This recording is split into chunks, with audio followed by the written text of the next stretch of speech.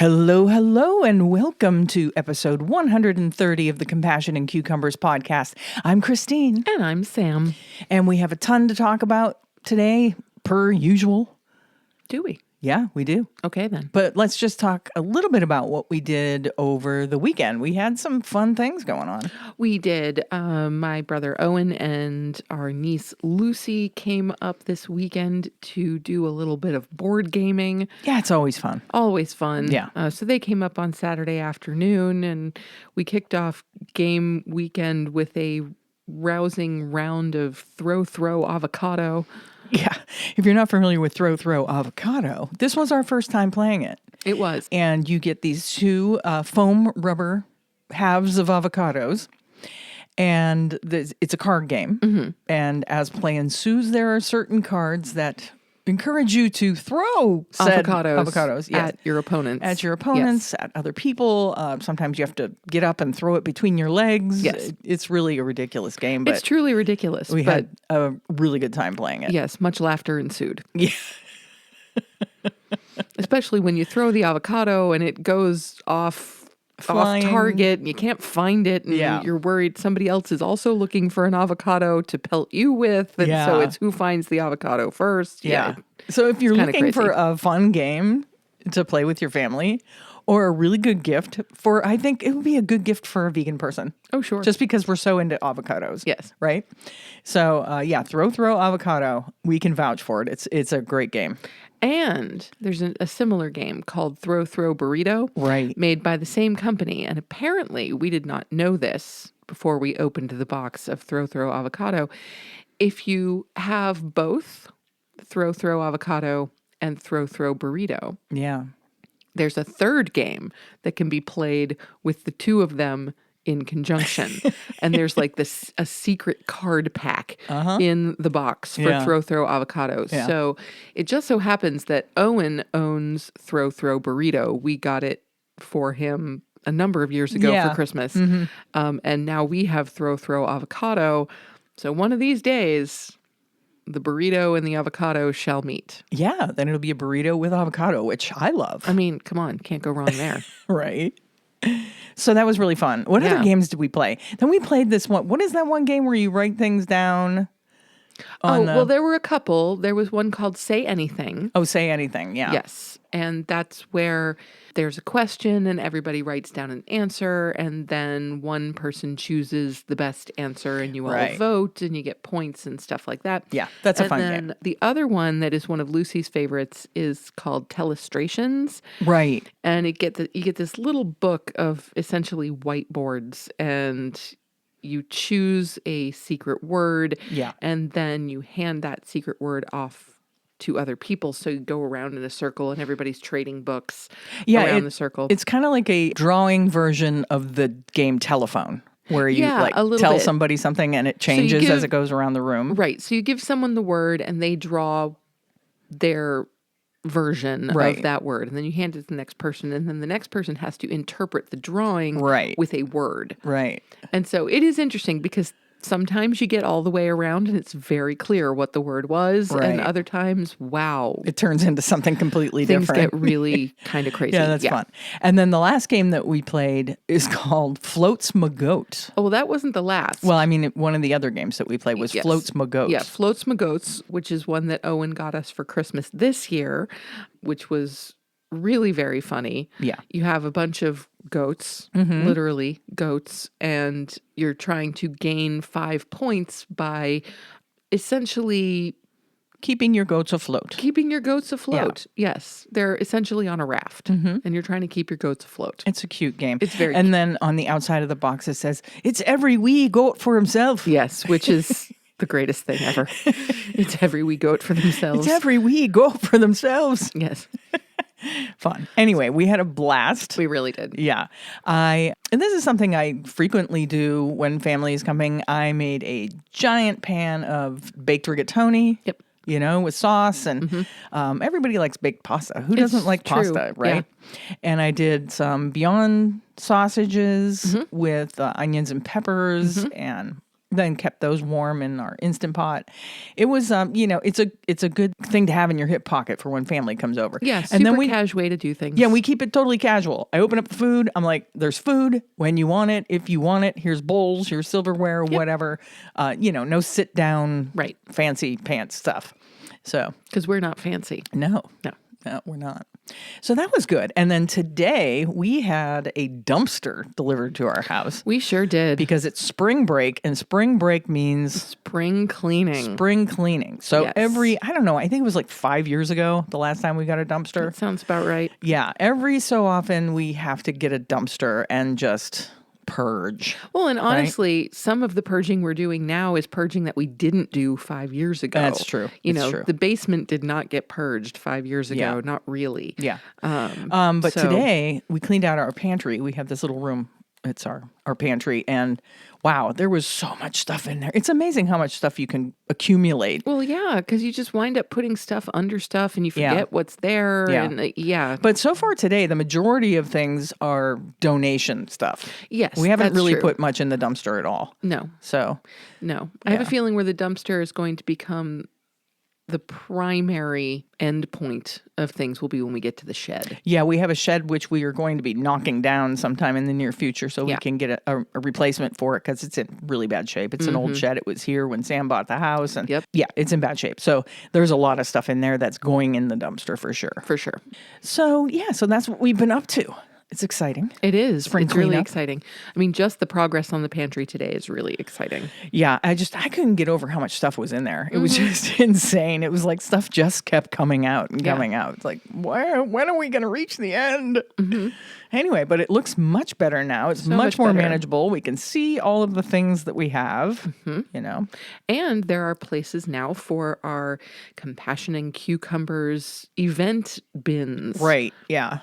We don't have a whole lot of storage where we live. And so it's important that we made a space for that. That we make the most of the storage we do have. Yeah. It's true. Yeah. Anyway, moving on. Hey, we have a recipe this week. Oh, yes, we do. Go us.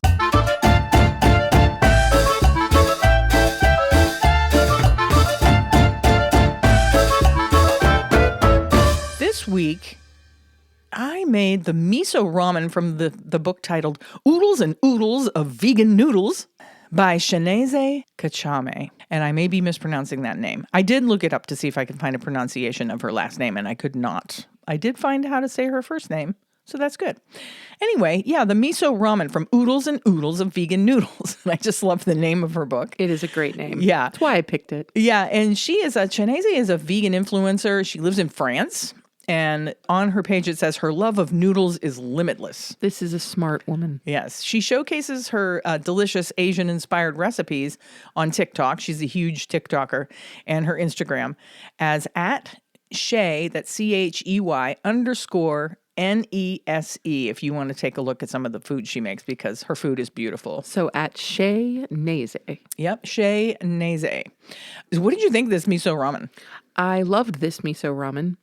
First of all, I was so psyched that we were having ramen, and it just turned out that the day of the ramen was a chilly, gray, perfect ramen day. It was a perfect ramen day. It was an absolutely perfect ramen day. Christine used my favorite ramen noodles, which are Asha ramen noodles, and they are, I believe, Vietnamese ramen, and they're baked instead of fried. Yeah. And they're kind of curly and they're a little wider than your average ramen noodle. They are, yeah. And I just love them to death. So they're good noodles, and they have a lot of good flavor too. And a lot of times noodles don't really have much flavor. These do. Yes, they do. Yeah. And so we had my favorite noodles with a beautiful broth, lovely veg, and it was fantastic. Yeah, you make a really nice, rich miso broth, and you start out with cremini mushrooms, very thinly sliced cremini mushrooms. They were beautiful. Yeah, it's a really good broth. Yeah. I was actually impressed because it wasn't that difficult, and sometimes a really good ramen takes a lot of time. To to build the flavors. Yeah. And this one didn't take that long, and the flavors were fantastic. Yes, they really were. So beautiful miso broth, lovely mushrooms, lots of other veg. I believe there was bok choy in the recipe, and it was just really lovely. Yeah. Yeah, so if you're a fan of noodle dishes, which we are a huge fan of noodle dishes. Huge. Yeah. Get your hands on Oodles and Oodles of Vegan Noodles. I am very sure we'll be using this book again Yeah, in the not too distant there's future. tons of ramen recipes. There's tons of cold noodle salad recipes, which I'm sure we'll hit once the weather gets a little warmer. Yep. We'll check those out. And we'll put a link to the book in our show notes so that you can check the book out for yourself if you'd like to. Yeah, but this was a spectacular ramen. It was warming and flavorful, and it just absolutely hit the spot. Yeah, I was impressed with it. Even, if I don't say so myself. Yep. I was stuff. impressed with the recipe. I just follow the recipe, people. It's not like I'm some fantastic cook. If I make a recipe and it comes out great, it's not because of me. I beg to differ. Well, You're a very good cook. No, thank you. You're very welcome. Thank you. But yeah, I enjoyed that recipe a lot. Hey, let's move on to our noteworthy segment. Hey, there's a ton of things going on around this part of the country because of the upcoming solar eclipse. Yes. Yes, it's going to be a total eclipse of the sun. It is going to be a total eclipse. Yeah. And, the university I work for went so far as to cancel classes that day. Yeah. Yeah. And schools are canceling too because I think they're worried it's going to be dark when Oh, interesting. kids get out of school. So they didn't want to, deal with it. Like busing times, right around the point of totality is like right when schools are being let out and Oh, stuff. no kidding. So, yeah. But we wanted to tell you one of many amazing things that are going on in our area on the day of the eclipse. That are, things that vegans can do. Or, anybody can do them. But these are vegan-centric events. Yeah. Right? Yes. So what's going on? Oh, so I'm imagining that right now you're talking about the total eclipse of the farm event. That is what I'm talking which about. is going on at Mockingbird Farm Animal Sanctuary. This is, of course, on April 8th, 2024 in Byron, New York, and that's happening from 1 p.m. to 4:30 p.m. And they are saying it's going to be a day of fun, some sun, and animals. Yeah, and I've seen a number of fundraising events going on for farm sanctuaries that are going to take place on the day of the eclipse. That's So great. if you're anywhere within the path of the eclipse, take a look at some of those fundraising events because there's some really good ones going on. And so what you'll get at the total eclipse of the farm at Mockingbird Farm Animal Sanctuary, they are doing self-guided farm tours, a farm scavenger hunt. There will be tarot readings, eclipse-themed crafts, and snacks available for purchase. That sounds like a good time. It does. Yeah. Yeah. And there's another one we'll let you know in the next episode. I have another one I want to tell you about. I'm excited to tell you about. So Very cool. yeah. So let's move on to today's main topic.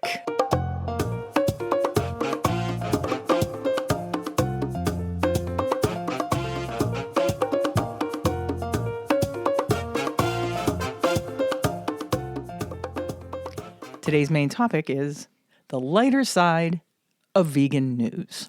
Oh, well, that's good. That's really good. I'm glad we're doing something a little lighter. Yeah, this week. There's a lot of heavy stuff going on in the world, a lot of right? heavy stuff going on in the world. Yes, And it I really think is. we've had a couple of heavy episodes. So Okay. I try to keep a good balance, Yes, and I appreciate that. Yeah. So what's first on your list of the lighter side of vegan news? Well, this is kind of a controversial lighter side, as we have a couple that are kind of controversial. Oscar Mayer is going to be offering vegan hot dogs and another new plant-based item. Okay. Okay? Oscar Mayer is going vegan. Yes, you read that right. But don't get your hopes up too high, okay, with this? The hot dog brand on Wednesday introduced its not hot dogs and not sausages as Oscar Mayer's first ever plant-based offering. Both vegan options have a savory and smoky flavor and will be available in both bratwurst and Italian sausage flavors at major retailers nationwide later this year, according to a news release. The not hot dogs and not sausages are the result of a partnership between the Kraft Heinz Company. More. Well, isn't Oscar Mayer part of Kraft Foods anyway? Yes, they are Oscar Yeah. Mayer's parent company. And the Not Company, an international food tech company that produces plant-based alternatives. Okay? Mm-hmm. So it's a combining of powers. Yes. At the Kraft Heinz Not Company. Oh, well, Kraft Heinz now owns the Not Company. Oh, well then, There you go. No. At the Kraft Heinz Knot Company, our goal is to create mouth-watering plant-based foods that are delicious and accessible for everyone. From the devoted vegan to the plant-based curious, Lucho Lopez May, the CEO of Kraft Heinz Knot Company, said in the release, "We know people are hungry for plant-based meat options from brands they know and trust. In launching the joint venture's first product in the plant-based meat category, we saw an opportunity to satisfy these customers' cravings, leveraging Notco's revolutionary AI technology and power, equity, and legacy of the Oscar Mayer brand." The Knot hot dogs and Knot sausages are Kraft Heinz' latest dive into the plant-based food market, which is projected to increase from $8.3 billion in 2023 to $19 billion in 2030, according to the release. The company has previously introduced Knot mac and cheese, Knot cheese slices, and Knot mayo. And that's what I'm talking about. When I was talking about the Knot company, Yeah. I didn't realize that that was a Kraft Heinz subsidiary. Right. So, yeah. Well, I've never seen we Knot mac and cheese, don't- Knot cheese slices, yeah. Knot mayo. I've never seen it. The stores in our area don't carry those, but I have seen other people in other parts of the country posting that they're finding them. Oh, okay. But I had no idea that they were a Kraft Heinz product. Well, now you know. So here's another thing that you're probably going to see a lot of vegan content creators showing off. Hyping the vegan Oscar Mayer. Yeah. I got the new vegan Oscar Mayer hot dogs and sausages. I just want to maybe warn people to not get, caught up in the hype a bit. Because these are products created by companies that have a huge stake in animal agriculture. Yes, they do. Okay? This is not a company that if you're an ethical vegan, you want to be supporting. Right. Okay? I'm great that there's going to be healthier options for people that want to buy hot dogs and whatnot from Oscar Mayer. Sure. That's great. But as an ethical vegan, these products don't appeal to us at all. No. So there's that. We will not be running out to get the Knot dogs. We will not. Nope. No pun intended. Yeah. This next story I really think this one's my favorite is on the list. Doozy. This is both awful and hysterical all in one swoop. You may have heard about this. This is You may. how the case of a donut kind of broke the internet. Yeah, so this is coming from Food and Wine, and it was published on March 6th, 2024. And this is how a vegan donut cover-up outraged the internet. Even if you don't run on Dunkin', their donuts are pretty much unavoidable. According to Scrape Hero, there are 28,776 locations across the United States alone. Whether you've grabbed a Boston cream and an impossibly large iced coffee at an airport, or your coworker brought in a dozen for a birthday, you're probably familiar with what their donuts look like. But would you still recognize them if they were taken out of their hot pink storefront, placed on sheet trays lined with parchment, and sold at a vegan marketplace? Since 2019, Cindy Snacks has been the only vegan food market in Long Island, New York. While all of their products are vegan, many of them are also gluten-free, catering to people who are celiac or have severe gluten allergies. They offer snacks, prepared foods, frozen items, and even baked goods sourced from local independent businesses. One of those suppliers, the Savory Fig, has been selling their donuts at Cindy Snacks since December 2023, as far as we can assume from their Instagram, a post that has since been deleted. Founded by Michelle Siriana, the Savory Fig brands themselves as a vegan bakery based out of Patchogue, New York.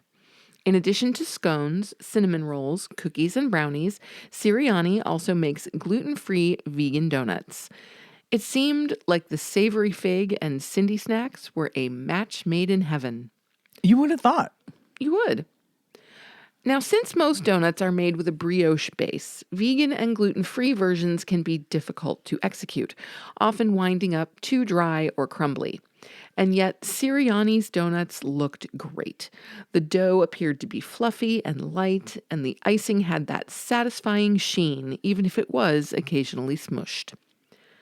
On Cindy Snack's Instagram profile, owners John Stengel and Indiana Cindy K would frequently post photos of the savory fig donuts in all their glory, showing off a variety of flavors: Boston cream, jelly-filled, strawberry frosted, and even heart-shaped for Valentine's Day.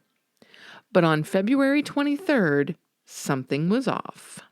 In an Instagram post on March 3rd, Stengel shared that on this day, the order they received from the Savory Fig contained one familiar-looking donut, one with tiny pink and orange D-shaped sprinkles. I immediately became concerned as to why this one donut was decorated differently than all the others, and in such a strikingly similar way to a recognizable chain, he wrote. I pulled all of the items delivered out of our racks immediately and stored them in the back out of precaution until I could confirm what was or wasn't happening here. Worried that the donuts were, in fact, neither vegan nor gluten-free, Stengel texted Siriana, which he included in the Instagram post in the form of a screen recording. If these are Dunkin' Donuts, the ingredients could kill somebody, as we have so many people with severe dairy allergies that shop here. I'm concerned with the donuts this week and am very nervous to put them out. Siriana responded, promising that they were, in fact, not Dunkin'. She did not elaborate beyond that. Growing increasingly suspicious, he asked Siriana to send photos of the sprinkles she used, as it was hard for him to imagine why she'd simply have D-shaped sprinkles on hand. Rather than sending a picture of a bottle or package, Siriana texted him a screenshot of Home & Kit Happy Birthday letters on Amazon, saying that she bought them for a friend's birthday. While the sprinkles are indeed tiny letters, there are 25 in addition to D in the pack, and they include many colors beyond pink and orange. Stengel and Kay decided to order the sprinkles to compare them to the strange donut. Not only are these sprinkles not labeled vegan or even list the ingredients on the Amazon listing, they do not match the ones on the donut, Stengel wrote. So the donuts were probably not vegan, but maybe they were gluten-free at the very least. Stengel and Kay put the donut to the test. An at-home gluten test, that is. Yeah. And the test came back positive.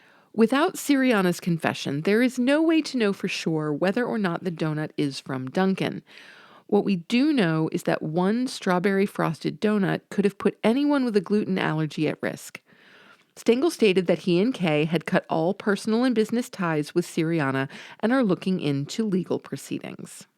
Yeah, and I'd just like to interject here that the reason most people know about this story on a broader scale is because of a TikTok post made by Natalie Slater. If you're not familiar with Natalie Slater, she used to be a professional vegan baker. She now works for Upton Foods and goes by @BakeAndDestroy on Instagram.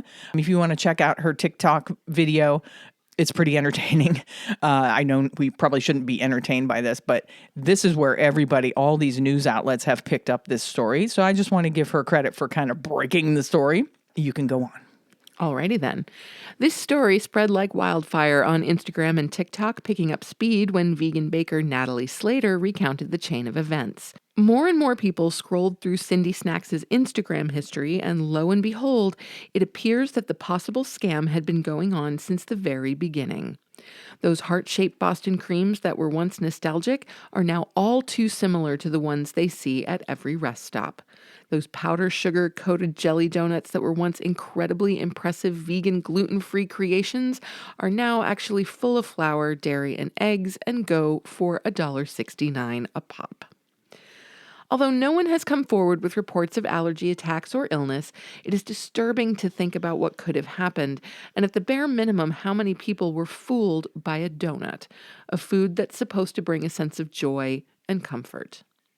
On March 5th, Stengel and Kay posted an update on Instagram stating that they have contacted the supervisor at the Division of Food Safety and Inspection from New York Agriculture and Markets and alerted the Suffolk County Department of Health. We want to make it clear that we came forward with this information to keep our community of local vegans and those with food allergies safe from future harm, they said. We want to keep people safe and call out wrongdoings when we see them. We feel confident we have done that as best we could. Yeah, and thankfully, the people at Cindy Snacks took this really seriously. Yes. Going so far as to test for gluten levels and reporting it to the New York State Agriculture Division. And there have since been allegations, and now mind you, these are merely allegations, that allegedly across the street from the Savory Fig, there is a Dunkin' Donuts. And allegedly, she's being accused of actually, these are dumpster Dunkin' Donuts. You're joking. Yeah, which would explain the terrible Smushed icing. Terrible state that these donuts and the pictures of these donuts show. Now, like I said, that's just an allegation. Wow. I'm not saying that that's what's happening, but it really seems like that may be what was happening there, and that perhaps the Savory Fig was in some sort of financial strait or something. I don't know. For someone to go as far as dumpster diving Dunkin' Donuts and then passing them off as vegan, gluten-free donuts, and I'm sure... Oh my God, even if she bought the donuts, the markup would be incredible, right? It would be. We know that vegan and gluten-free baked goods, rather, are, they're a little more expensive than your average Dunkin' Donut. They are. Right? So, I hope that's not the case. I really do too. Yeah. And regardless of how the donuts were procured, the fact that a bakery that advertises itself as vegan and gluten-free would do this, knowing what could happen to people with dairy allergies or celiac disease or serious gluten allergies, like knowing that they're selling those donuts to a vegan shop that has a devoted following, right, that trusts that the products in that shop are going to be safe for them. Right. Like, it really is reprehensible. I don't care where the donuts came from, and I don't care if they were paid for or if they were pulled out of a dumpster. Yeah. Right. No, just the principle here. Oh, it's terrible. It really is. But they did mention in this article about her holiday donuts, and I have seen pictures of her holiday donuts, and they are identical to both Dunkin' Donuts Christmas donuts and Dunkin' Donuts Valentine's Day donuts. So this isn't the first time that this has happened. And luckily, Cindy Snacks has only been carrying her donuts since December. Right. So it hasn't been going on for very long, but it has been going on, it seems like, for the entirety of their collaboration. Oh. Yeah. And I think that Miss Siriana is going to be in a bit of trouble, because you don't mess around with when there's allergens and stuff. No, you don't. You don't mess around with that stuff. So this could end very badly for her. Yeah. So, that's how a donut broke the internet. Unbelievable. This next story is more of a happy ending. Okay. This is Seventh Heaven Chocolate, which is a vegan chocolatier, is introducing vegan peanut butter cups challenging Reese's. Ooh. Yeah, right? This comes to us from crownheights.info. The peanut butter cups will be available for purchase on the Seventh Heaven Chocolate site starting March 25th. Seventh Heaven Chocolate, a brand revered for setting new benchmarks in the dairy-free confectionery landscape, is thrilled to announce the upcoming launch of its innovative chocolate peanut butter cups. Poised to challenge Reese's oat milk peanut butter cups, owned by Hershey's, this latest offering from Seventh Heaven aims to redefine the vegan chocolate experience, promising consumers the full experience of a creamy, melts-in-your-mouth chocolate. Elia Addy, co-founder of Seventh Heaven Chocolate, expresses her enthusiasm. We're not just launching another chocolate product, we're introducing a taste and lifestyle revolution. Our peanut butter cups are the culmination of our commitment to excellence, sustainability, and compassion. It's a proud moment for us to offer a product that not only competes with giants like Reese's, but also delivers a tasty experience. Unlike its competitors, Seventh Heaven Chocolate's peanut butter cups are crafted with the brand's signature dedication to quality and ethical standards, ensuring every bite is dairy-free, cruelty-free, non-GMO, kosher, and made from fair trade cocoa. Right? These are the companies you want to support. Absolutely. Not Hershey's. This upcoming product launch signifies Seventh Heaven Chocolate's commitment not only to expanding its dairy-free and vegan offerings, but also to challenge the status quo of the confectionery industry. The brand's unique formula, developed after years of extensive research by founders Daniel Barraquette and Elia Addy, together with the help of the company's chief food technologist, Dan Brom, has already established Seventh Heaven as a leader in the vegan chocolate market. Initially under its original brand name Panda in Israel, and now in the United States, Seventh Heaven products are currently available at more than 700 retail locations. So hopefully we'll be able to get our hands on these. Yeah, I hope right? so. I want to try these. Yeah, we'll try any peanut butter cup out there. Yeah. We really will. Right? I mean, and we are fans of Justin's, and we are fans of Unreal. Unreal are good. My favorite are the Nut Pucks. Nut Pucks. Mm-hmm. Yeah. What company I can't remember the company that I makes don't those. remember. But those are, in my opinion, The closest. the closest to what I remember Reese's peanut butter cups tasting like. Got it. So I'm excited to see if we'll get a chance to try these. Yeah. Yeah, that's exciting. More peanut butter cups in the world. Hey, that's a good thing. Always. Yeah. Now, if they would just make the peanut butter eggs and the peanut butter trees. Because that's what you miss the most. And whoa, those were so good. Because the peanut butter to chocolate ratio in those is perfect. Oh, yeah. It's just It's lots a of peanut lot butter. of peanut butter with very, just a coating of chocolate. Just enough chocolate to make it chocolate and peanut butter. Right. Right? And But not it's just really, peanut butter. it's really all peanut butter. Or it's very, very So close. good. Yeah, the eggs and the trees were definitely the best. They were so good. Yep. But, we don't want to support Hershey's. No, we don't. Whether even, now that Hershey's is making a vegan version, we're not buying them. I haven't tried them. I have no desire to. Nope. So. Well, now if they came out with the vegan version in an egg or a tree, what would you do?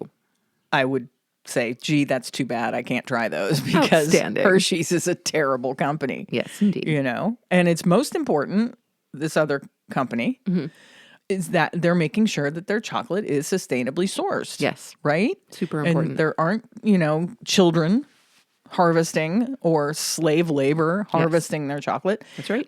Like with Hershey. So, Indeed. yeah.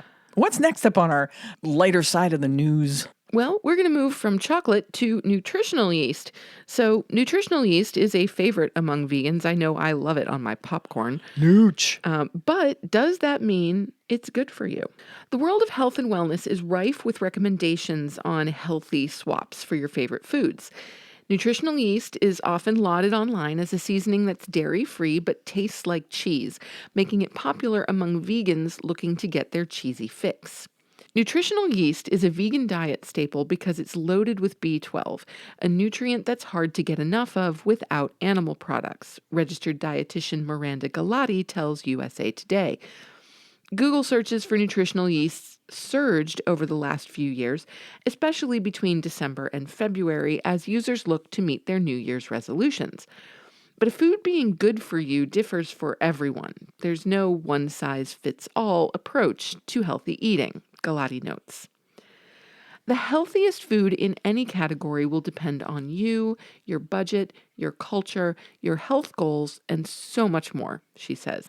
It's amazing to make more nutrient-dense choices when possible, but choosing the more processed or convenient option isn't always a bad thing either. As a registered dietitian who wants you to build a healthy lifestyle that lasts, I'd recommend ditching the idea that there's a healthiest version of anything. Here's more information health experts want you to know before trying nutritional yeast. Yeah, let's just answer the question. Is nutritional yeast good for us? On top of having a tasty flavor, nutritional yeast has an impressive nutritional profile, Galati adds. She notes that a quarter-cup serving contains 8 grams of plant-based protein and 3 grams of fiber. That's about the same amount of protein as 2 tablespoons of peanut butter and the same amount of fiber as a banana. For context, the United States Department of Agriculture recommends people eat about 28 grams of fiber based on a 2,000-calorie diet. When it comes to protein, the USDA's recommended dietary allowance says you should consume 0.36 grams of protein per pound of body weight. Right. For a person who weighs 150 pounds, that's 54 grams of protein daily. But some dietitians, including Galati, say that recommendation can differ depending on other factors, and that it may be more beneficial to eat 0.7 to 0.9 grams per pound. Yeah, that's what we've heard, that the USDA recommendations on protein intake are skewed Yes. to the high side. Well, right, but that's not actually what this article is saying. This article is saying that the USDA's recommendation is 0.36 grams per pound. Oh, so they're actually saying this Galati is actually saying that it should be higher? Yes, Oh. 2 to 3 times You're higher. right. Oh my gosh. I disagree with that personally. I totally disagree, and not just us disagree. We disagree based on scientific evidence. It's based on research, not Yeah. just ourselves. Right. Yeah, that would not be a good reason. Okay, anyway, nutritional yeast also contains well above your daily requirements for B12 and other B vitamins. Yeah, so according to this article anyway, nutritional yeast is perfectly fine. Yes. There's, this is a clickbaity title. Does that mean it's good for you? I have heard, however, that some people who are prone to gout should be careful about how much nutritional yeast they consume, because apparently it can aggravate that. Well, there's no mention of that in this particular article, No. But they do say that some research has suggested that nutritional yeast may be irritating to those with Crohn's disease and other types of inflammatory bowel disease. Yeah, it can be inflammatory for some people. Yes. I'm not sure what the reason for that is. I don't know either. Yes. So, but there you go. Yeah. So, eat your nooch. Eat your nooch. Now, we don't recommend going crazy on nooch. I mean, it's kind of hard to go crazy on nooch, It really right? is. Like, we put a bit of nooch on popcorn whenever we have popcorn. Sure. And to me, nooch doesn't taste cheesy at all. No, it doesn't. I don't know why people say it does. It's salty and savory. Yeah. And it just makes your popcorn, it's almost buttery to me more than cheesy. Yeah, I agree. I will sometimes use nooch in, like, when I'm making a cheese sauce or something, especially if that cheese sauce is pure vegetable based, right? Just to bump up the flavor a little bit. Yep. But yeah, I don't find it particularly cheesy either. Nope, not at all. But apparently, go ahead, eat your nooch. Don't worry about it. We love our nooch, unless you have Crohn's or some other inflammatory issues. And in that case, ask your doctor. Right. Yeah, definitely ask your doctor. If you have any concerns about adding something into your diet, by all means, ask your doctor. Our next story is going to be 20 foods that are surprisingly not vegan. All right. Now, how surprised are we going to be? Maybe not so much. If you've been listening to our show, we've probably pointed out some of these foods. Probably. And if you've been vegan for a while, you probably know some of these. But if you're a new vegan or if you're considering going vegan, here are some of the foods that you should probably watch out for. Absolutely. When you're shopping. Number one is regular, here we go, Worcestershire sauce. You got it. Nice. Or Worcester sauce. Some people just call it Worcester sauce. There are vegan versions of Worcestershire sauce. Just check the labels, because the standard, like Lee and Perrins, has malt vinegar, molasses, sugar, salt, but it's the anchovies that you have to watch out for you. Yep. Yeah. And if you don't know, anchovies are tiny little fishies. Yes, they are. And we don't want to be eating them. Twinkies, apparently, are not vegan. I cannot tell you the last time I had a Twinkie. Can you remember the last time you had a Twinkie? No. Yeah. Probably elementary school. Right. Me too. Probably when I was young. And those Twinkies that I had back then are probably still good today if you kept them on a shelf. Yeah. I think the Twinkies have been found to have some of the longest shelf life of all foods. Yes. Anyway, they're not vegan, and here's why. There's no actual cream in the cream filling, so it's not that. Nor do they contain gelatin. Instead, Twinkies contain whey, tallow, and hydrogenated tallow. You already know about whey, right? Whey is a milk byproduct. Yep. But tallow, also known as rendered beef fat, might not be recognizable if you're looking at a list of ingredients. And can I as an ask, animal byproduct. why on earth would you need beef fat in a Twinkie? It's cake. It's inexpensive. That's Well, why. I get that. Yeah. I know, but it's cake. Yeah. No one wants their cake to taste like beef. That's what they're using for the it's oil disgusting. instead of using a vegetable oil because vegetable oil is more expensive and beef tallow is a byproduct of the animal agriculture industry. And it's something that slaughterhouses, whatnot, they render all those fats down and they sell them. Yeah. And for much cheaper than a refined, vegetable oil Oh or no, something. I know, but beef fat in cake. Can Yeah. we just go back to that for a second? Yeah. Well, beef fat in anything, but seriously, beef fat in cake. Yeah. It's No. gross. It's gross. It's gross. You want to take this next one? Sure thing. So next, and I'm sure most of you out there are very aware of this, but protein powders. So if, as a vegan, you decide to supplement your protein intake with protein shakes. Sure. Like if you're working out or something, right? Absolutely, and you feel like you're needing a little bit more protein, you might use a protein powder, okay? But always, of course, be on the lookout for those that are whey-based, okay? Whey is possibly the most common base for protein powders. Yeah, so it you want to can make be. sure that you're looking out for that. Thankfully, there are numerous vegan protein powders out there, and those are often made with pea protein. Yeah. That's the most common vegan version. And those varieties are made by Vega, Naked Pea, and KOS, among others. What else? We've got pre-made pie crusts. Yeah, we do. Yes. Now, you very recently purchased some pre-made pie crusts. The and it Marie turned out- Callender's pre-made pie crusts are accidentally vegan, but read the label because that company makes several different varieties of pre-made pie crusts. So Right. Now, you might think that a pie crust is not vegan because of the egg, but in this case, most of them are actually lard-based. So that is entirely composed of animal fat. So it's not an egg issue, it is a lard issue. yeah, so with once pre-made pie again, crusts. companies using byproducts of the animal agriculture industry because it's inexpensive for them to use. Yeah. Pop-Tarts. If you're a Pop-Tart fan, Pop-Tarts are not vegan.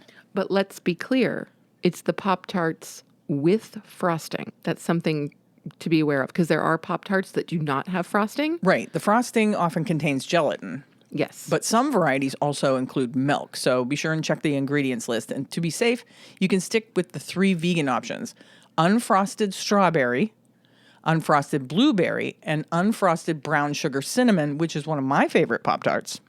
Those are vegan. I think it's been even longer since I've had a Pop-Tart Yeah. than I've had a Twinkie. They used to carry Pop-Tarts in the machine where I worked. And sometimes if I forgot to bring a lunch or whatever, I would get the unfrosted brown sugar cinnamon Pop-Tarts. Yeah, I'm just not a fan of Pop-Tarts. The filling was always a little bit too sweet, and I'm sorry, but the actual pastry always tasted like cardboard. Oh, they're terrible. Yeah. They're terrible. Not but if so you're much. a fan, Yeah. not judging. No Oh, judgments. No, not at all. I'm just saying I'm not a fan. Yeah. This one surprised me. Planters dry roasted peanuts. You want to know why Planters dry roasted peanuts aren't vegan? Gelatin. They use gelatin to get the coating to stick to the outside of the peanuts. Yeah. So don't buy those. Nope. There are other dry roasted peanuts available on the market, even like Wegmans store brand. Just look on the back of your peanuts. It should just say roasted peanuts and salt. But isn't that crazy? Or no salt if you like them saltless. yeah. But- Isn't that crazy? Just Yeah. something so ubiquitous. Yeah, they use a small amount of gelatin to get the salt and spices to stick to the peanuts. Yeah, that's nuts. Yeah. That's nuts. I didn't mean that, but you know what? Hey, Yeah.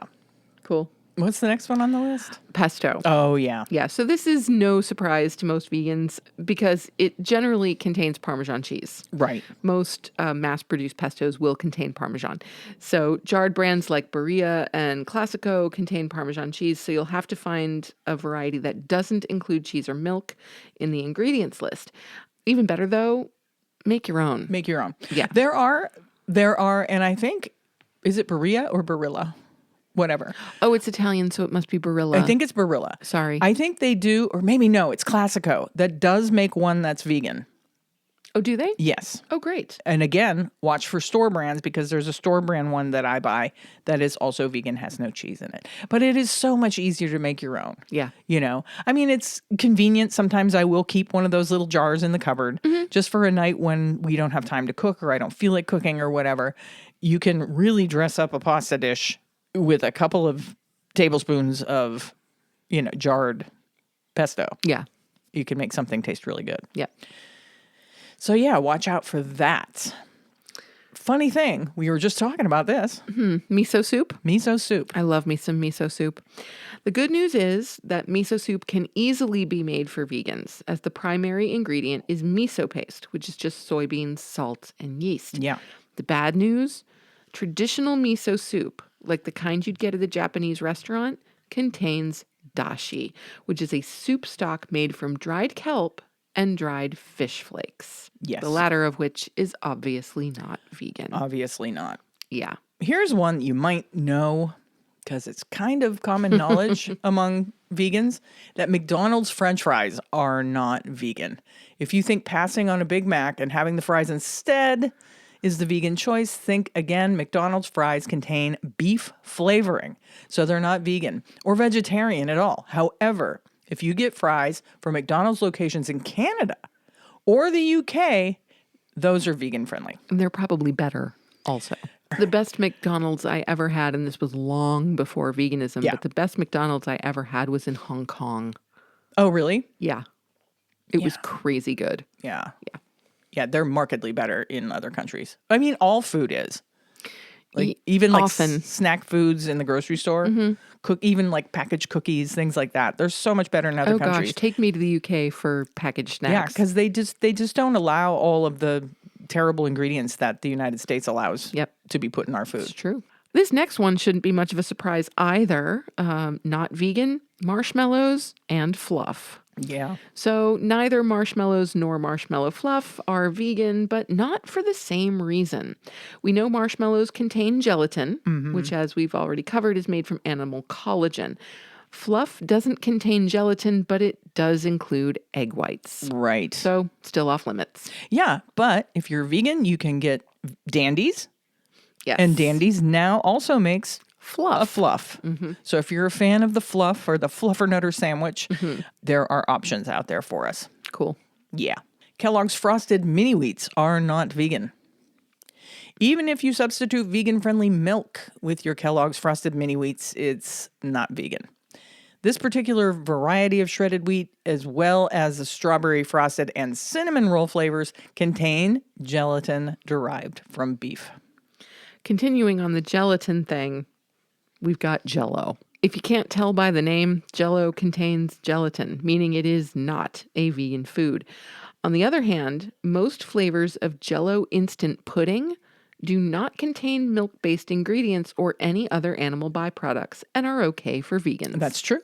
I didn't know that. Oh, you didn't? No. Oh, that's true. I mean, I can't remember the last time I had pudding, so I know. it's right up there with Twinkies and Pop-Tarts. Yeah, I can't remember. We're not big pudding people, but, No. It's something good to keep in mind, Yeah. for a dessert idea or whatever. Yeah, quick dessert some night. Yeah. Sure. This one also might be fairly obvious, but it also can be a point of contention. Honey is not vegan. No. Pro-animal organizations like PETA and the Vegan Society have a strict no honey policy, as do we. And the reason is because the honey is made by bees. It's technically an animal byproduct, and the harvesting of honey can potentially harm the bees. Thankfully, there are numerous vegan honey varieties available, or you can substitute agave or maple syrup in a recipe or something that calls for honey. Yep, for sure. Now, the next one is definitely worth talking about. Okay, so gummy bears and worms. So I actually really like gummy candy every now and again. Yeah, Sam's a gummy candy fan. It's not a regular thing, No. but every now and again I'm like, oh, I really want some Sour Patch Kids or something like that. I don't know what it is about them, but I do enjoy them. And the thing is, most gummy worms and bears have gelatin in them, the vast majority of them. And it's what gives gummy bears their texture. Okay, so that means that most varieties of gummy bears and gummy worms are not vegan friendly. This includes the pervasive brands like Haribo, and Trolley. Yeah. Yeah. So stay away from those. Sour Patch Kids, on the other hand, are vegan. They are. Yes. And some varieties of Swedish fish Correct. are also vegan. Not all of them. You No. have to read with the Swedish fish. But all varieties of Sour Patch Kids are vegan. Yeah. Gum. Okay. If you're a gum chewer. Gum is sometimes made with gelatin, but it depends on both the brand and the flavor. While Eclipse, Five Gum, Juicy Fruit, and Big League Chew are all vegan. Some varieties of Trident, Orbit, Mentos, Icebreakers, Stride, and Extra are not. And I can tell you, really, if you chew gum, don't chew gum. Because also, what they don't say in this article, because it's not a vegan specific thing, is that there are microplastics in chewing gum, that they use microplastics to make chewing gum now. They didn't used to, but it's cheaper for them to make them this way. There are some good brands of vegan and healthier gum choices if you're a habitual gum chewer. I used to be a pretty big gum chewer. Not so much now that I have more dental work. But yeah, be careful of gum. It's not the best thing to be ingesting. Yeah. And those brands that are not vegan, really don't eat those. Right. Well, don't eat your gum at all. You shouldn't swallow your gum. I don't know. That's just my mom always told me not to swallow my gum. I don't know if it's a problem or what. I don't know. Are you done with gum? I'm done. Let's move on from gum. Let's move on from gum to fresh pasta. So we all know that dry pasta, just about any pasta that you can buy at the store in dried form, with the exception of egg noodles, and it's got egg right on the package. In the title. Yeah. Most dried pasta is absolutely fine for vegans, but fresh pasta is often made with eggs. Okay, so you do have to check any fresh pasta that you're going to purchase. There are vegan fresh pastas out there. Yeah. You just do need to read the labels. Yeah, watch for eggs and cheese. And cheese as like well. Tortellini, things like that will contain cheese. What's next? Meat substitutes. Okay. So just because meat substitutes are vegetarian, it doesn't mean they are vegan. These products often contain eggs and sometimes milk, including Quorn's meatless cutlets, grounds, nuggets, patties, and pieces, as well as Morningstar Farms' bacon strips, breakfast sausage, black bean burgers, and grillers. I really wish Morningstar Farms would get their act together. I do too, because we used to love Morningstar Farms breakfast sausage, and this was before we were vegan. We would buy their vegetable sausage. Yeah, they're good. They are good. Their bacon wasn't bad either. No, it wasn't. So few of their offerings are vegan that we don't even bother to look anymore. Yeah, I think we tried one Quorn product and weren't impressed. A fan. Yeah. So we haven't even explored any more of the Quorn products. But yeah, Morningstar Farms has also been threatening to go vegan line-wise. For quite a while. Or line-wide. Is what I meant to say. It would be line wide, yes. Yeah, for quite a while, but they never seem to come through. No. So, whatever. Whatever. Oh, Doritos. You might think that Doritos are just junk food with no real ingredients, but most flavors, including the nacho cheese, spiced nachos, and Cool Ranch, may include milk, buttermilk, cheese, eggs, and or whey. But if you see spicy sweet chili Doritos, grab those up because those are vegan. And if, like Christine and I, she's got the salty snack thing going on. I've got the sweet snack thing going on. Chocolate. We all know you have to be careful around chocolate. Yeah. It doesn't have to be labeled milk chocolate to contain milk. Dark chocolate is any chocolate with 50% or more cocoa, but you want to aim for more than 65% to reduce the likelihood of it containing milk. Even then, it's best to check the ingredient list, which sometimes includes milk or milk fat. For instance, Lindt chocolates, even the 99% variety, still includes traces of milk. Yeah, but it's got the may Right. may include milk situation. So Yep. Altoids. Although you might associate it with gummy foods, Gelatin, which comes from collagen, skin, tendons, ligaments, and bones of animals, can also be found in a variety of other foods, including the original Altoids. If you have to have an Altoid, opt for any of the sugar-free flavors, and you're in the clear. And there you have it. Yep, there's just a few foods that you might not have thought about them being not vegan, but they're not. And like Twinkies. Really? Why you got to put beef tallow in Twinkies? Well, I mean, but are we really bemoaning the fact that we can't have Twinkies? I'm not bemoaning the fact that I can't have anything on this list. That does not bother me at all. Yeah. No. But it just kind of an example of how these byproducts make their way into other products simply because they're the cheaper option, because there's so much of it and it's so readily available because of the size of the animal agriculture industry. Right. And our last vegan news tidbit, I suppose, is coming at us from Huffington Post. And where all of your important news comes from. Absolutely. And we're taking a look at an article written by Brittany Wong and published on February 6th, 2024, that asks the question, what are the most frustrating things about being vegan to vegans? Yes, according to vegans. Yes. So we're going to jump right to the things. Okay. So the number one thing is that there's an assumption that all vegans are preachy. Yeah, there is that assumption, isn't there? Yes. And so here we have a quote from Sam Turnbull, who is a vegan chef and cookbook author. We've cooked out of Sam's books. We certainly have.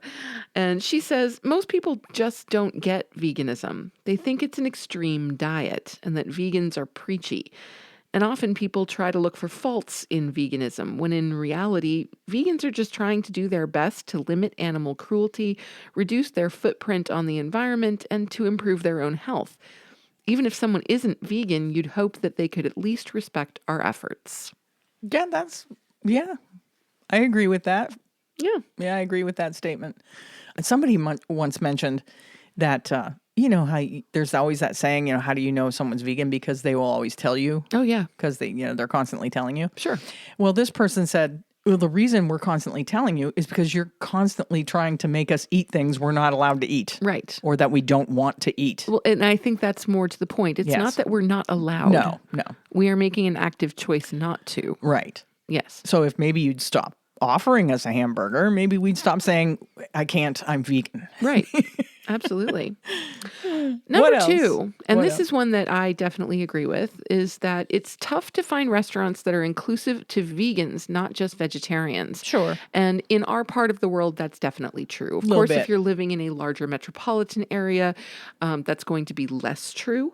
But the rise of vegan restaurants over the past decade has been a game changer and a significant step forward for both vegans and animals.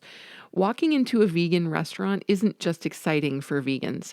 It's a sigh of relief knowing that we don't have to wade through a menu hoping for a good vegan option. Boy, isn't that true? So true.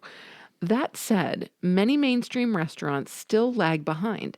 Vegetarian options are often the default, yet they're typically laden with cheese, milk, or eggs. Here's the thing.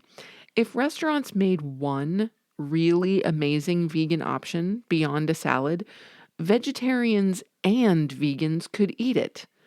Yet some restaurants still haven't embraced this idea or are slow to recognize the growing demand for great vegan dishes. Yeah, and I think some restaurant chefs just find it hard to make what they think are really delicious meals without using cheese. Right? Yeah. It's like their big fallback. Well, if I just dump a bunch of cheese on this, it's going to be fantastic. Well, right? Sure. It's laziness is what it is. I agree. And I personally don't think it's hard to make vegetables and grains and beans taste good. They taste good on their own. Yeah. So you don't have to even do much. Yeah. Just refrain from putting cheese on things. Yeah. This next one's really annoying. Yeah, it is.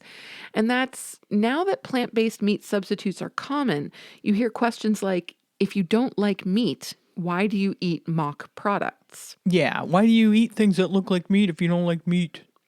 So one major frustration about being vegan is the question or comment most people ask that's usually something along the lines of, I don't understand why vegans give up dairy, eggs, and meat just to replicate dairy, eggs, and meat.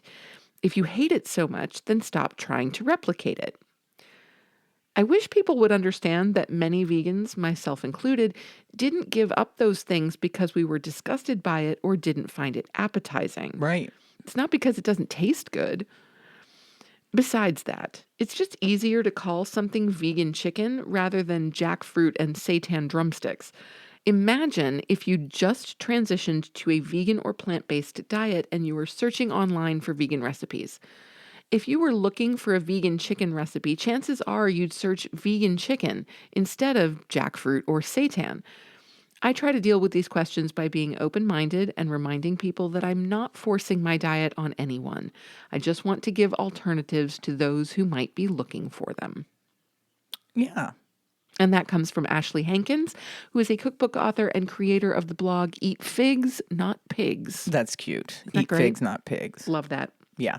This next one, is definitely kind of mind-blowing when you first go vegan and you're reading those labels at the grocery store. Oh my gosh. Yeah. When you shop, you realize milk is in almost everything. Yeah. And this blurb comes from Sam Turnbull again.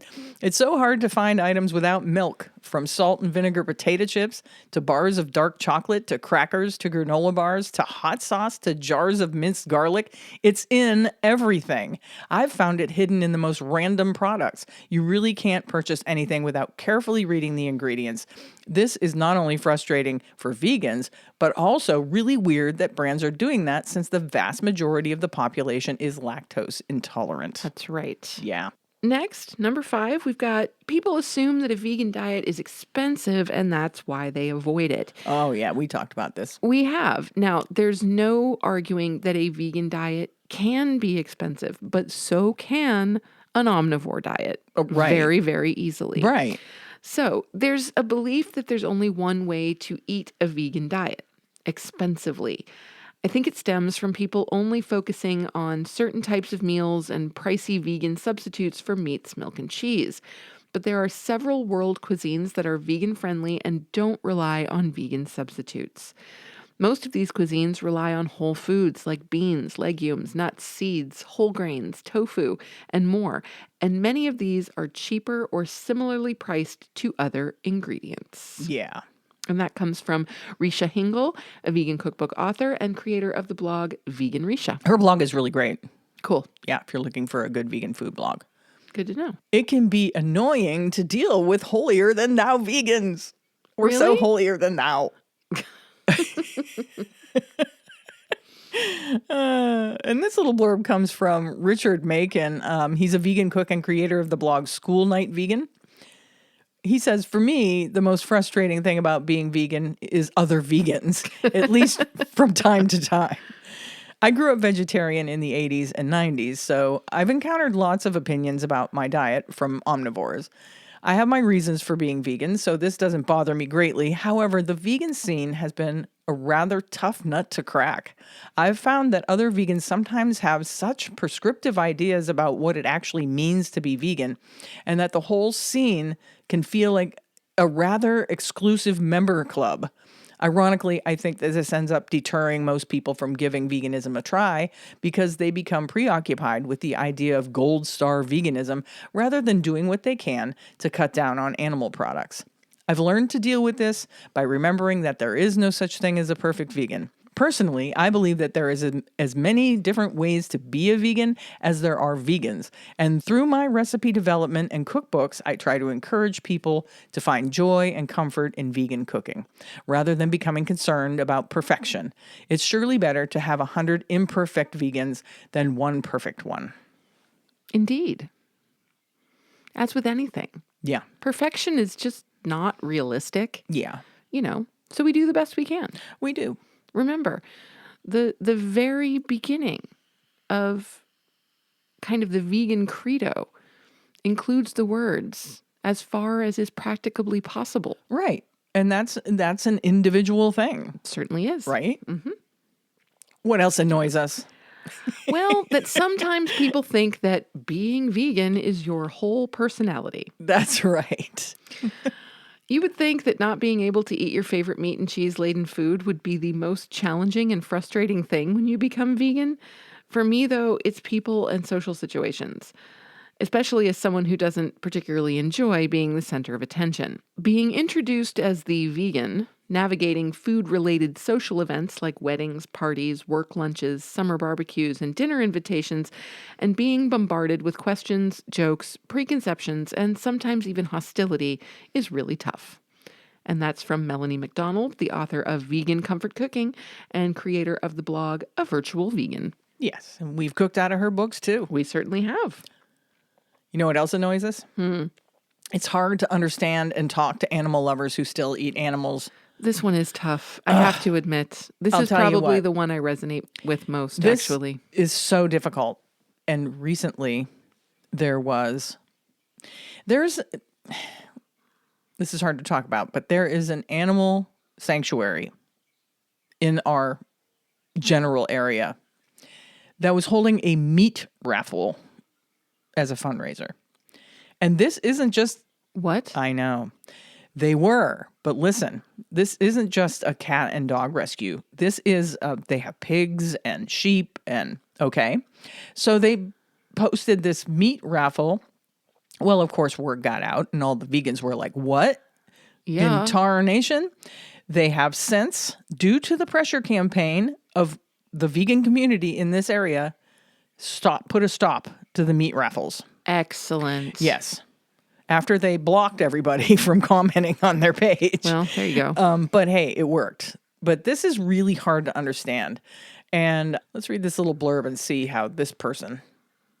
And this is also, it's also from Melanie McDonald. Yep. Yeah. So Melanie McDonald says, I don't think that I'm the only vegan who deals with cognitive dissonance when I talk to animal lovers who eat meat. People say they love animals and dislike animal cruelty when they literally pay someone to kill animals and then eat them. They feel outrage over people eating dog meat when they eat animals themselves, or they coo over cute lambs in a field, then eat a lamb's leg for Easter dinner.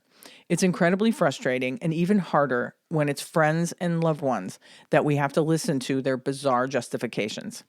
Learning to emotionally detach and remembering that I was once like this myself before I made the connection really helps. And that does help. It does. Try and remember when you see or have conversations with non-vegans about animal loving, remember that you once were the same way. You once had that cognitive dissonance that person has, and that your eyes have been opened. But it is incredibly frustrating. You know, Yes. I wouldn't go so far as to say annoying. It's just really frustrating. And when you find it hard to understand those things, just think back to before you were vegan. Absolutely. Right? Yes. And it's hypocritical not to. Yeah. Because obviously, I mean, most of us have had periods in our lives, and for some of us, extended periods of our lives, the majority of our lives, where we weren't making the connection and we were eating animals and consuming animal products. Yeah. And putting the blinders on. And putting the blinders You know? on. Yes. So, we have to give those who haven't gotten there yet some grace. Yeah. And it's especially frustrating, though, when it is organizations like that farm sanctuary or like the Humane Society where we volunteer. We had a conversation, and I may have said this before, at the AVA Summit in Washington, D.C., with a representative of the Humane Society. Right. And they, on a grand scale, right, are for animal liberation. Yes. But their factions, the small humane societies here and there, they can fundraise however they want. And our local chapter of the Humane Society tends to fundraise through chicken barbecues. They do. They have chicken barbecues, frequently have chicken barbecues. They have spaghetti and meatball dinners. And we have done what we can, to the point where we've been asked to be more involved, maybe be on the board, do things like this. And every time we say, look, we would love to be more involved with your organization. However, we cannot, as ethical vegans, contribute any more than caring for the animals because you choose to serve animals to save animals, and that makes no sense That's right. to us whatsoever. And we always get the response is always, yes, I know, I understand. But they don't stop it. No, they don't change it. They don't change it. But we'll keep trying. We will keep trying. Yeah. And every time they ask, we will give the same answer. Yes. We will happily get more involved the day you stop fundraising by using animal products. Yeah. And I did actually, there was a post by the Humane Society urging people to sign this petition that had to do with animal welfare, including farmed animal welfare. And I private messaged the account that it came from and said, yes, this is a fantastic cause. I gladly sign this petition, and I hope you get all kinds of great support for it. But how do we stop our local Humane Society from serving, cooking, killing animals in order to raise money so that we can save cats and dogs? Right. I never got a response. But I will keep trying. We'll keep trying. We will. That's all we can do. What else annoys us? There's a belief that you can't honor your family's cultural dishes if you're vegan. Oh, okay. And we talked a little bit about this in last week's episode. A little bit. When we were talking about culture and religion and Right. veganism. Now, this again comes from Ashley Hankins. She says, I was born in the Philippines and raised in a Filipino household. And even though I've been vegan for nearly a decade, my family still has a hard time grasping the concept that I don't eat meat. I'm sure many different cultures can relate to this. I deal with it by veganizing my family's traditional dishes and recipes and offering to cook for them. I love being able to call my mom or my Lola, my grandmother, and ask them for their adobo or pancit recipes, and then tweak them to fit my vegan diet. I think there's a huge misconception that you give up a bit of your culture if you go vegan, but I don't think that's true at all. On the contrary, I actually think going vegan has brought me closer to my Filipino heritage since I've learned to cook Filipino dishes that I probably would have never bothered learning to cook before. Yeah, and we do that too with our cultural dishes. Sure. Just veganize them and then serve them to your family and let them see how amazingly delicious they are, and you didn't have to use any animal products Absolutely. to make them that way. And finally, from Nisha Vora from Rainbow Plant Life. Oh, here it is, number 10. The "oh, so you eat rabbit food" jokes. So you just eat rabbit food. Encountering people who have a very limited view of what vegan food is and can be, and then have strong opinions about it, is my biggest frustration. I've met people who think vegan food is just rabbit food and insist that humans cannot survive on a vegan diet, as well as people who think that plant-based substitutes are all artificially made poison. There's diversity in vegan food and a deep tradition within many cultures of creating naturally plant-based food that is nourishing, delicious, and satisfying. Depending on the openness of the person, I try to explain that and point to some of my favorite recipes. If they seem set in their viewpoints, I just move on with my day. Yeah. indeed. Yeah, you often hear that. We'll often see that argument that vegan, like meat replacers and things like that, are just poison, processed poison. If you're concerned about that, you need to look at the labels of the processed food you're already eating. Yeah, that's what I'm saying. And these people aren't even eating Kraft macaroni and cheese or, you know what I mean? They're not, like, take a look at your own diet. Okay, processed food is processed food, but I can tell you that most processed vegan food has far fewer additives and chemicals. In general, yes. Yeah, than your average, like I said, Kraft macaroni and cheese or something like that, or a cup of noodles or one of those things, Yeah. So it's not a valid argument, but it is really annoying. And I always find the rabbit food thing funny. Okay, so number one, like, can we please get back to the fact that humans are not physiological omnivores? Right. We're frugivores. Right. We're not built to eat meat. Our teeth are not built to eat meat. Right. Our digestive systems are not built for eating meat. Yeah. So really, we should be eating a plant-based diet.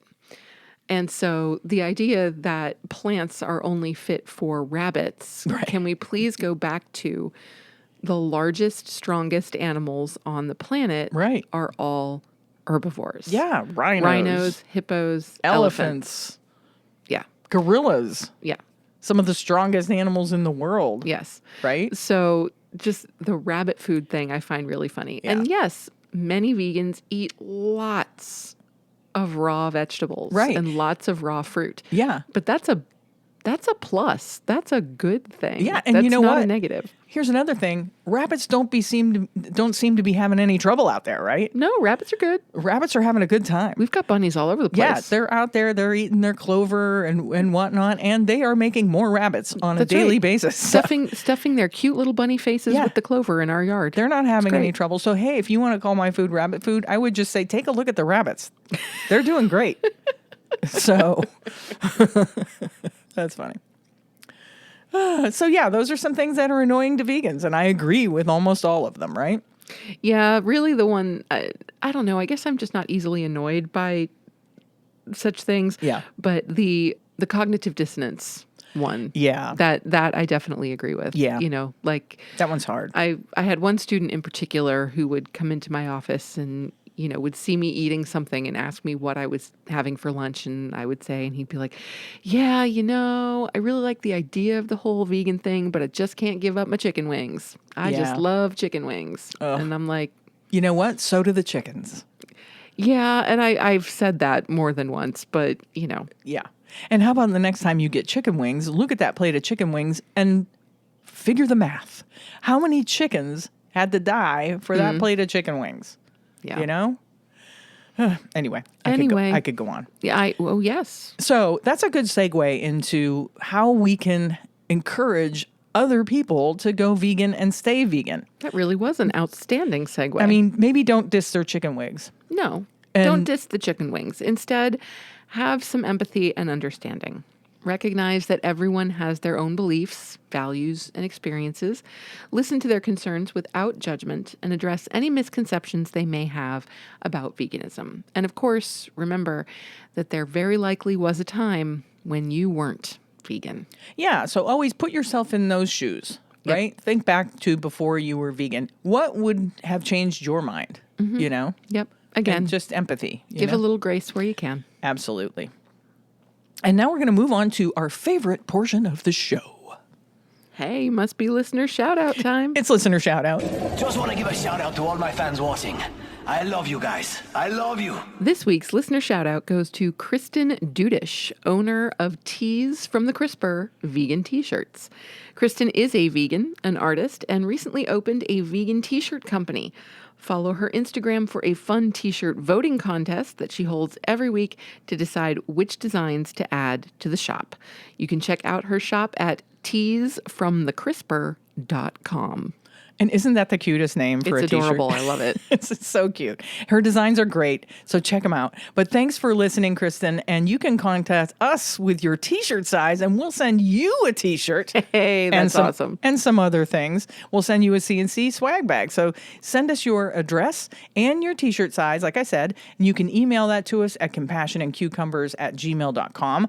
Or you can DM us on Instagram or private message us on the Facebook. And for the rest of you out there, if you want a listener shout out, please email or DM us. Let us know what you think of the show and tell us a little bit about yourself. Yeah, and we'd like to remind you that you can also nominate others Absolutely. to be shouted out. Bring on the nominations. Yes. If you want us to say happy birthday or, you know, why didn't you take out the garbage last night? Anything. Whatever message you want us to convey, we will convey. Alrighty then. Yeah. It's time for our vegan org of the week. And this week we are celebrating Catskill Animal Sanctuary. For over 20 years, the Catskill Animal Sanctuary has rescued thousands of animals in need at their 150-acre refuge on Old Stage Road in Saugerties. But its co-founders said increasingly wet weather brought about by climate change has made the property untenable. You want to read a little bit about their history? Sure thing. Since the snowy day in January 2001 that a tiny pony named Dino, the sole survivor of a horrific barn fire, hobbled off the trailer and onto our grounds, more than 5,000 animals have called Catskill Animal Sanctuary home. Whether they've come from animal hoarders or agribusiness, suffered horrendous cruelty or prolonged neglect, it has been our privilege to welcome each one and say with all that we have and all that we are, you are safe, you are loved, and you matter. Our history, in many ways, is comprised of 5,000 individual love stories. It is also the story of rescuing a derelict property in Saugerties, New York, and creating a sanctuary in its place. One road, one barn, and one pasture at a time, as funds come in from folks near and far who want to help. Over the years, we've demolished collapsed buildings, dredged ponds, installed roads, built a dozen barns and 24 smaller shelters, created roomy pastures, added solar power, purchased adjoining property, and so much more, so that today, Catskill Animal Sanctuary is comprised of 150 acres of pastured and wooded land, a haven for those lucky enough to find their way here. Of course, the work never ends. In the fall of 2022, after months of working with law enforcement and the SPCA, we rescued 42 sheep from profound and prolonged neglect at a farm where many more had already died. Our costs for medical care, hospitalization, ongoing hoof treatments, and more have been astronomical. This is one of the largest rescues in our 22 years as a sanctuary, and in a year where costs are at an all-time high, taking on so many additional animals is a challenge, but it's one we are privileged to take on. Our history is more than repairing broken bodies, broken spirits, and broken fencing. It also reflects our growing recognition that a massive societal shift to plant-based living is not only a moral imperative, it's essential to our very survival. Our signature humane education programs have been created to hasten this shift, and today, Catskill Animal Sanctuary is proud to be one of the world's leading teaching sanctuaries. To find out more or to support their mission, go to casanctuary.org. Yeah, and I think they're going to need some help, since apparently the land, I'm not sure if it's all 150 acres of it, but the majority of the land where the barns and whatnot, they've been having terrible problems with flooding and water because of climate change. So they are currently looking for a new location. Yes, and we, of course, just want to thank Catskill Animal Sanctuary for the incredible work that they do. We do. It's time to wrap this baby up. We just have a few calls to action for you. We always ask you to join the Agriculture Fairness Alliance Vegan Voter Hub, and you can do that by clicking the link that's in our show notes.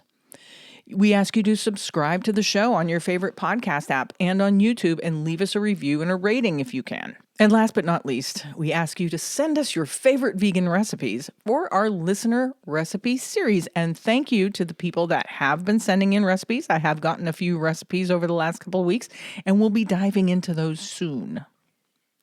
And with that, it's time to sign off.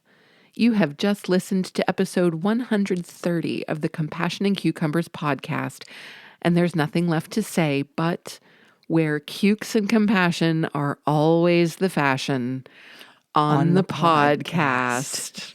Thank you, James. Have a great week, everyone. We will talk to you next Tuesday. We love you. Bye-bye.